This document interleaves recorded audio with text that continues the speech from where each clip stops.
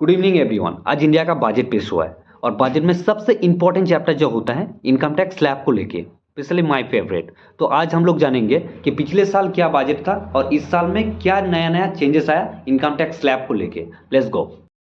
First of all हम लोग discuss करते हैं पर्सनल इनकम टैक्स को लेके। पिछले कई सालों से अगर किसी का ईयरली इनकम बिलो 5 लाख के नीचे था तो वो इनकम टैक्स स्लैब में नहीं आता था, लेकिन दिस साल ऑनवर्ड्स इसमें थोड़ा सा नहीं, इतना सा चेंज हुआ है कि अगर किसी का ईयरली इनकम बिलो 7 लाख है तो वो भी इनकम टैक्स स्लैब में नहीं आएगा। अभी हम लोग बात करते हैं इंडिविजुअल टैक्स स्लैब को लेके। इंडिविजुअल टैक्स स्लैब में नया रूल्स जो आया है उसमें ये दिखाया गया है कि अगर किसी का yearly income 0 to below 3 lakh है तो वो इनकम टैक्स स्लैब में नहीं आएगा। नेक्स्ट, अगर किसी का ईयरली इनकम 3 लाख से ऊपर और बिलो 6 लाख है तो वो 5% इनकम टैक्स स्लैब में आ जाएगा।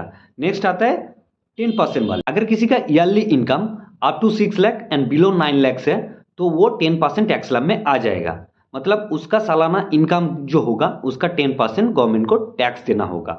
उसी तरीके से अगर किसी का yearly income up to 12 lakhs and below 15 lakhs के अंदर है तो वो 20% टैक्स स्लैब में आ जाएगा। तो उसका टोटल जो ईयरली इनकम होगा वो 20% गवर्नमेंट को टैक्स देना होगा। नेक्स्ट, अगर किसी का yearly income up to 15 lakh मतलब 50 लाख के आसपास हो गया तो वो 30% टैक्स स्लैब में हो जाएगा, जो होता है highest tax slab of this community.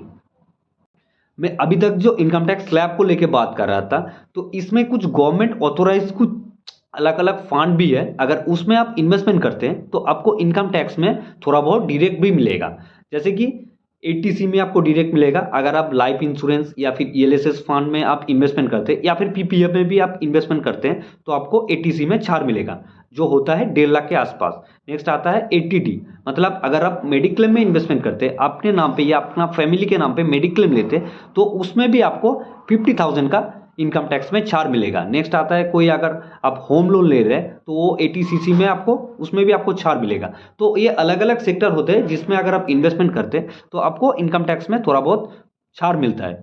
Thank you so much for watching me, love you.